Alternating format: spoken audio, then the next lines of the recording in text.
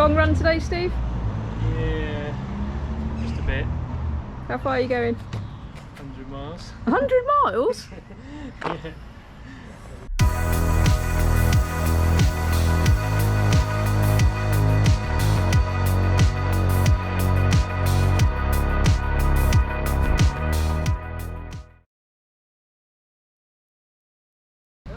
Right, I'm gonna go that way.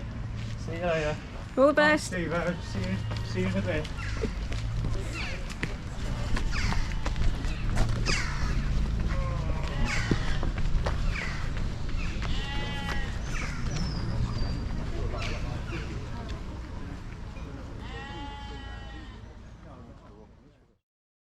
The first leg is a straightforward 4.5 kilometres from the start in Castleton, up over the Great Ridge at Hollins Cross and down to Edale. I made a quick stop here to pick up water before the next, much longer leg.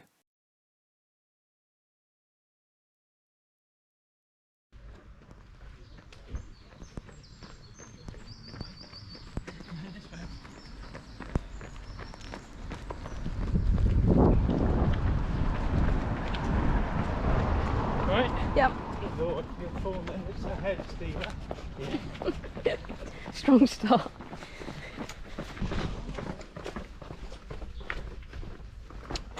Okay, Alright, take care. see you in a bit.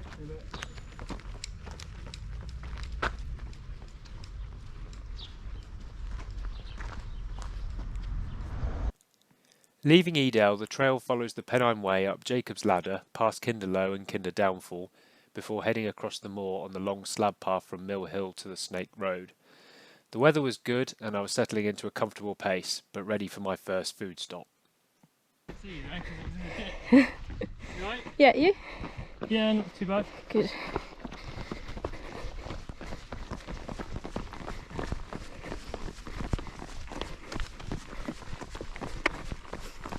You're 9 minutes until you said you'd be there.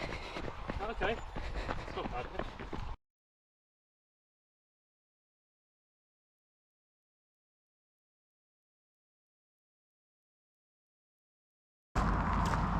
16:50, Steve's leaving from the Snake Pass on the Pennine Way, going over towards Bleaklow. 3 hours 20 in.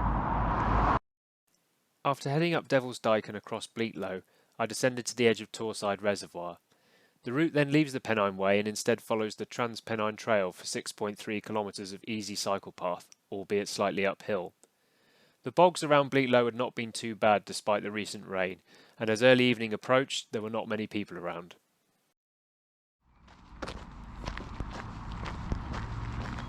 Alright? Yeah. Well done. I'm behind you.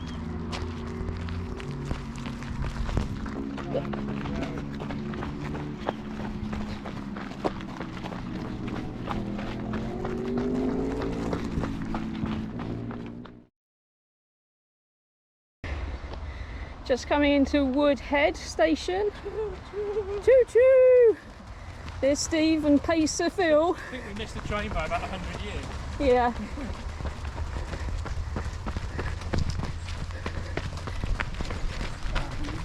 Not far to go until,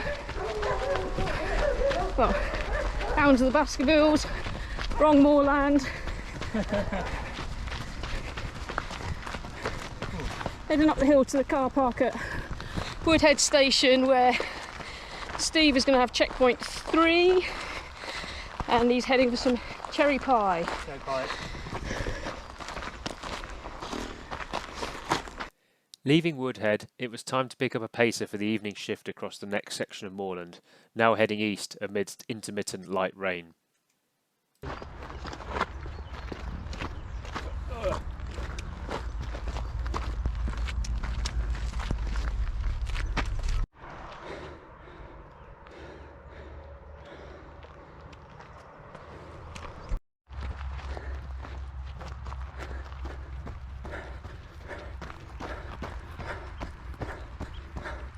Running across the open moorland.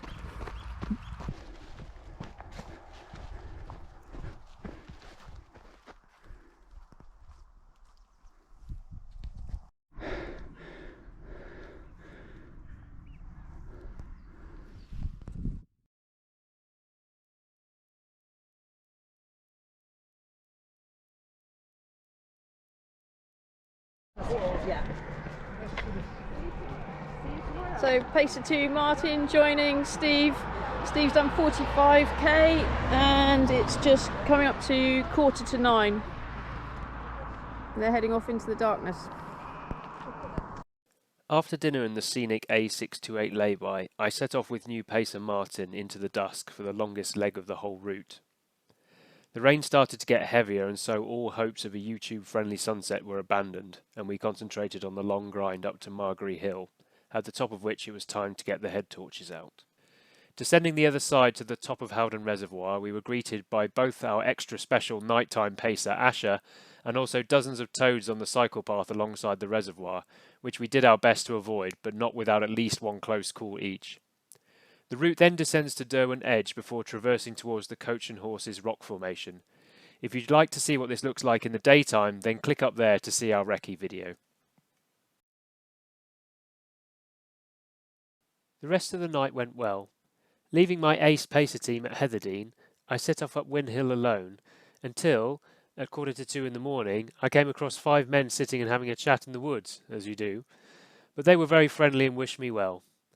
After climbing Lowes Hill and back Tor, I spied Georgina's headlamp ahead, and together we descended back into Castleton, attempting to minimise the disturbance to a lot of very confused sheep. This marked the halfway point of the run, and so far it had gone well, and I was in good shape. Leaving Castleton at 3:45 in the morning, there was already the glimmer of dawn in the sky. I thought that if I could make it through to the dawn, then I would be all right. I was wrong. Daylight came as I descended to Bradwell, but as I climbed onto Shatton Moor with some minor bramble-related injuries after a wrong turn up a non-path, I started to feel really tired.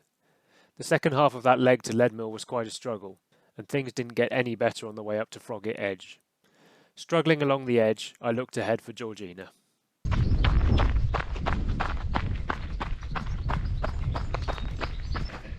Good morning from Kerber Gap. I've parked in Baslow and I'm just working my way up onto the edge at Kerber to meet Steve. Last saw him about an hour and 20 minutes ago, just outside Hathersage. It's probably getting on for 11 hours since Martin and Steve left the lay-by near the Dog and Partridge Inn over at Stocksbridge, and since then Steve has kept moving all through the night and is now well over 105 kilometres into his 160 kilometre run, 100 miles. A tip for visiting the Peak District: if you do want to guarantee a car parking space, then there's plenty of spaces around 2 AM, 4 AM, and at Baslow at 7 AM. So early start. Right, let's get on and find Steve.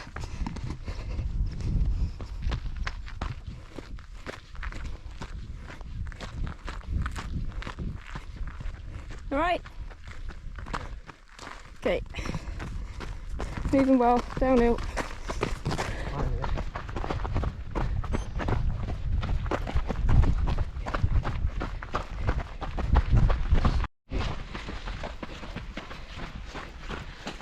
Join us at the Eaglestone. I've met Steve. He's talking to himself. Positive, negative self-talk. Positive self-talk. Not very positive. Moving forward. Yeah, I struggle to run backwards at this stage. Hmm? Struggle to run backwards at this stage. Yeah, that's good. See, still making jokes. Yeah.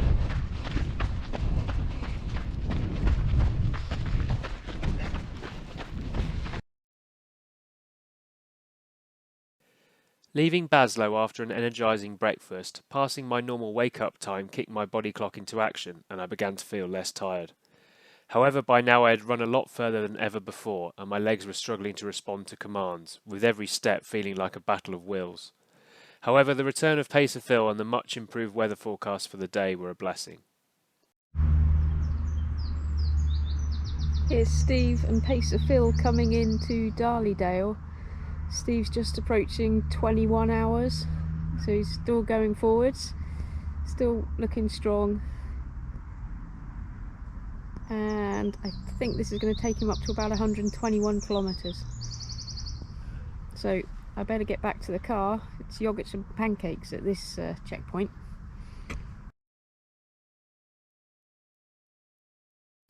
The next few kilometres were extremely tough.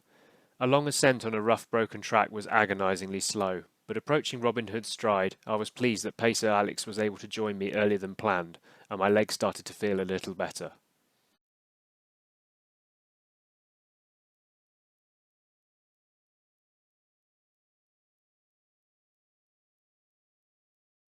From Moor Lane, one of the easier sections of the route descends via grassy fields into Lathkill Dale, before following the narrow Dale Bottom path to its conclusion in Monash. This was the busiest section of the route, and at one point we had to stop to allow an entire school party to pass. Leaving Monash, there are more fields before the only overgrown section of the route past Hard Rake, but this is swiftly forgotten as it's followed by the fabulous fast descent into Deep Dale, before a narrow path through the woods to White House. The shortest leg now, but with a sting in the tail, we followed the winding river before crossing and ascending sharply to one of the finest views in England, Monsall Head.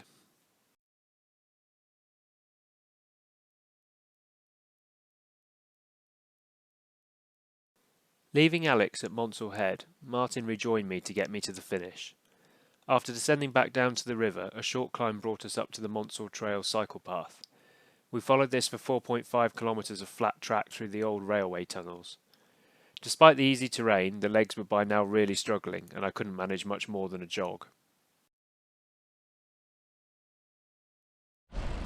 So 27 hours in and Steve is still running. Martin's pacing him again now. I've managed to abysmally not managed to film any of Alex with Steve earlier. Cleared 150 kilometres. 152.8. 152.8. Wow. You can stop in 8 then, yeah? And 300 metres, yeah. Oh, I love your attention to detail even after 27 hours, Stevie. You know me. Attempting a reset at Millersdale, the next climb went well, and once we got through the overgrown section of path at the top, I was able to run again through the 3 consecutive dales of Peterdale, Haydale and Damdale.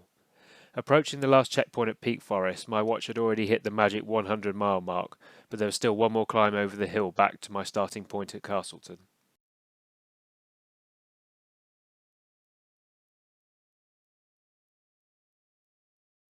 With Pacer Phil rejoining for the glory leg, a happy trio left Peak Forest, passing by Woodside Farm about 10 seconds before they released 50 cows into the lane we had just been climbing up. At the top of the hill it was time to run wild. Having forgotten about the last slight rise, I was astonished to find I could run up it easily, and entering Castleton I felt better than I had at any point in the second half of the run. I must admit that I was almost tempted to push on for a little more, but my crew deserved a well-earned break, especially Georgina, who had barely slept the whole time. Thank you to them all, it was a great team effort.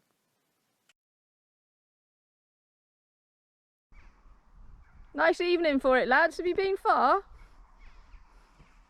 Yeah, it's lovely. Lovely up there. No, only from Castleton.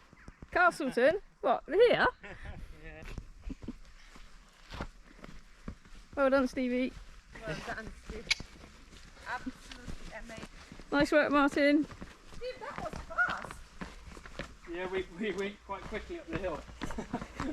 Steve went quickly up the hill. Good job, Phil. I don't think I did much except open the gates. Oh, and Martin and I keeping the cows off. Thank you. Team Stevie coming back into Castleton. 400 metres to go.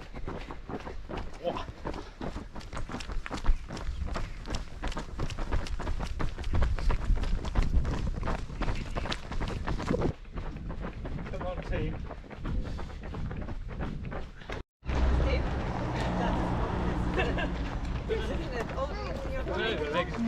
The legs are pretty good. Trained pretty hard. Exactly. Is the night team. Martin, Asher and Stevie. The roundabout. Bicycle coming.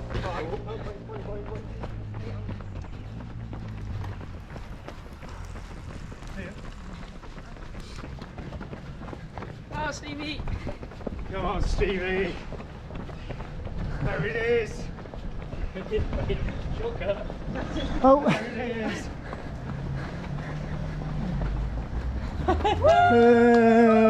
Hey, the time. Nice work, Stevie.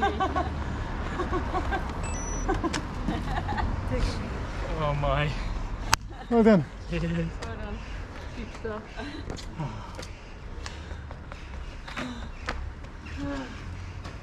I think you're thinking it now, but that is really cool. It's well done. Cheers, Martin. And my monster in a good way.